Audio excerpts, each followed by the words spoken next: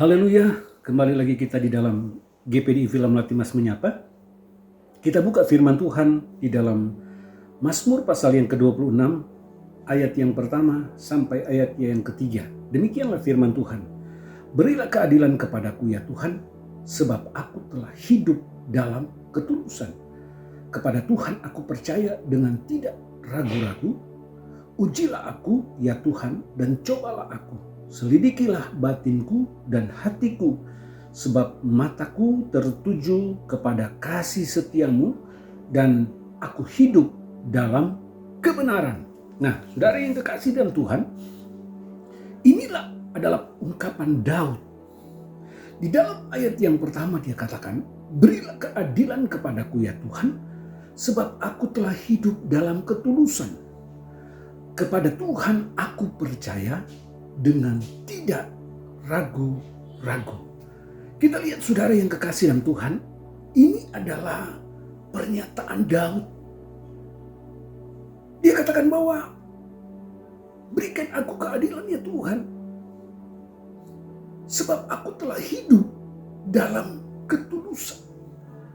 Hidup di dalam ketulusan. Dan yang kedua dia katakan, kepada Tuhan aku percaya dengan tidak ragu-ragu. Nah, saudara yang kekasih dalam Tuhan, kita lihat apa yang dikatakan oleh Daud. Ini dia katakan kepada Tuhan. Tetapi saudara yang kekasih dalam Tuhan, kita lihat kalau di dalam ayat yang pertama dia berkata kepada Tuhan. Di dalam ayat yang kedua, dia kembalikan kepada Tuhan. Biar Tuhan yang menilai semuanya. Di dalam ayat yang kedua dia katakan, ujilah aku ya Tuhan dan cobalah aku. Selidikilah batinku dan hatiku, sebab mataku tertuju kepada kasih setiamu dan hidup dalam kebenaran. Daud katakan, ujilah aku Tuhan. Ujilah aku dan cobalah aku. Selidikilah batinku dan hatiku. Daud katakan kepada Tuhan. Dia mengutarakan dalam apa yang dia katakan bahwa dia hidup di dalam ketulusan dan percaya kepada Tuhan dengan tidak ragu-ragu. Tetapi saudara yang kekasih dalam Tuhan, Daud katakan, Tuhan, ujilah aku. Cobalah aku. Selidikilah batinku dan hatiku, sebab mataku tertuju kepada kasih setiamu dan aku hidup di dalam kebenaran. Daud kemudian mengembalikan kepada Tuhan. Kenapa saudara Daud katakan seperti itu? Karena Daud menyadari bahwa Tuhan yang tahu segala sesuatu di dalam kehidupan Daud. Tuhan yang mengerti setiap jejak dan setiap perbuatan Daud. Sebab itu dia katakan, ujilah aku ya Tuhan. Cobalah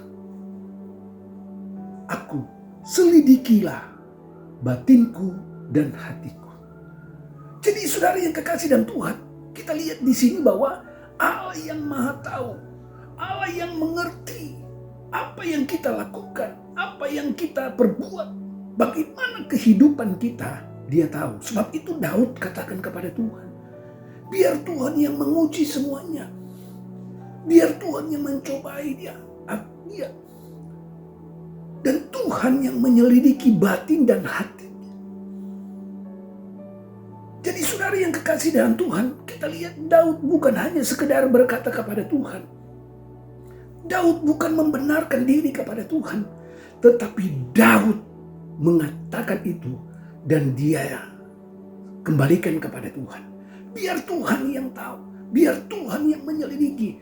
Saya yakin dan percaya saudara yang kekasih dalam Tuhan, Daud menyadari bahwa kehidupannya, apa yang dia lakukan, apa yang dia perbuat, kehidupannya seperti apa, Tuhan tahu. Sebab itu dia kembalikan kepada Tuhan. Nah, di dalam ayat yang keempat saudara dia katakan, Aku tidak duduk dengan penipu dan dengan orang fasik, orang munafik. Aku tidak bergaul.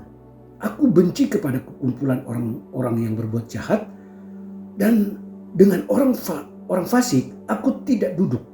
Aku membasuh tanganku dan tanda tak salah, lalu berjalan mengelilingi mezbahmu ya Tuhan, sambil memperdengarkan nyanyian syukur dengan nyaring dan menceritakan segala perbuatanmu yang ajaib.